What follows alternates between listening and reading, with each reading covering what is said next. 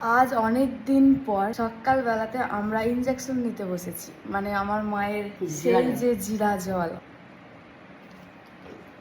ঘরের সব কাজ করা হয়ে গেছে, এবার আমি স্নান করতে যাব। দিদি স্নান হয়ে গেছে, পুজো দিচ্ছে। আমারও স্নান হয়ে গেলে তারপরে খেয়ে দিয়ে আমরা একটু বর্ধমান যাবো, আমাদের একটু দরকার আছে। আমরা রেডি হয়ে গেছি, এরপর বেরিয়ে পড়ি। যা হবে ভালোই হবে, জয় ভোলা। চলো, বর্ধমান থেকে যে কাজটা ছিল সেই কাজটা মিটে গেছে, খুব ভালোভাবে মিটে গেছে। তাই এখন দুপুর খেতে বলেছি। আমার দাদুর একটা ওটি হয়েছে, যে গলব্লাডারের স্টোনটা হয়েছে, তো আমরা এখন ওখান থেকেই আসছি। ওখান থেকে এসে হাত পা ধুয়ে শুধু খেতে বসেছি, কারণ আবার বেরিয়ে যাবো। দাদুকে আজকে ছুটি দেবে। সাবধানে সব যাবি।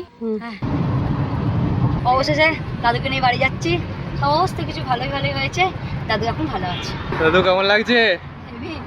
তো এই স্নান করলাম, এখন বাজছে বোধহয় 4:45। দাদুকে নিয়ে বাড়ি এলাম একটু আগে। দাদু এখন ভালো আছে। তোমরা অনেকেই জিজ্ঞাসা করো তোমার দাদু কোন সম্পর্কের দাদু। আমার বাবার বাবা মা কেউ নেই, সবাই মারা গেছে অনেক বছর হলো। আমরা তখন অনেক ছোট, মায়ের মা নেই, খালি বাবা আছে। তো সেটাই আমাদের দাদু। দাদু আমাদের কাছে হিরো।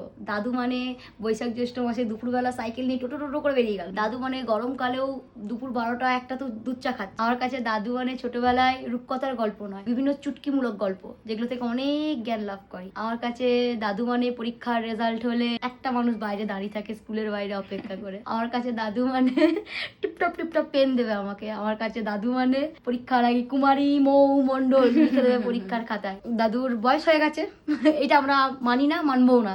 আমার দাদু এভারগ্রিন। তো এখন ভালো আছে দাদু, এটা সব থেকে বড় কথা। বাবা লোকনাথ বোরার আশীর্বাদ ছাড়া দাদুকে হয়তো ভালো করা সম্ভব হতো না। আমার কাছে দাদু মানে ক্লাস 12 পর্যন্ত আমাদের স্কুলে সালোয়ার কামিজ ছিল। 11-12 প্যান্টের দড়ি বেঁধে দেওয়া, অন্যায় পিন করে দেওয়া, কেটসের ফিতে বেঁধে দেওয়া। যেহেতু আমি মামার বাড়ি থেকে, আমার সবই দাদু আর দুদুকে ঘিরে।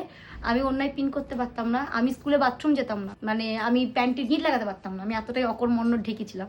আমার দাদু গিট বেঁধে দিত, সেই গিট নিয়ে আমি স্কুল যেতাম, স্কুল থেকে এসে আমি এবার বাথরুম করতাম। আমার দাদু আমাকে কেটসের ফিতে বেঁধে দিত, এবং স্টিল নাও এখন অবধি আমি পায়ে শুয়ের ফিতে বাঁধতে পারি না, ইচ্ছা করে আর শিখিনি। দাদু বেঁধে দিত, দাদু বেঁধে পর এখন বাড়িতে মা নয় বোন নয় রোহন নয় বুনি এরা বেঁধে দেয়। দাদুকে ছাড়া আমি থাকতে পারবো না। যে মানুষটার সঙ্গে সাইকেল চেপে চেপে ঘুরে বেরিয়েছি, সেই মানুষটাকে যখন আজকে আমি নিজে গাড়ি চালিয়ে নিয়ে এলাম, তখন মনে হচ্ছে না কিছু একটা যেন আবার ফেরত পেলাম। যে 4 দিনের যে বিগত 1 সপ্তাহে যে জার্নিটা চলছিল, আমার মনে হচ্ছে এবার শান্ত হলো, এবার একটু ঘুমাবো। দাদু বাড়ি চলে এসেছিল, তো দাদু আমার কাছে গোটা পৃথিবী। তো ঠিক আছে, সব দাদুরা ভালো থাকুক, সবাই ভালো থাকুক, সবাই তোমরা ভালো থেকো, সবাই সুস্থ থেকো, সবাইকে ভালো রেখো।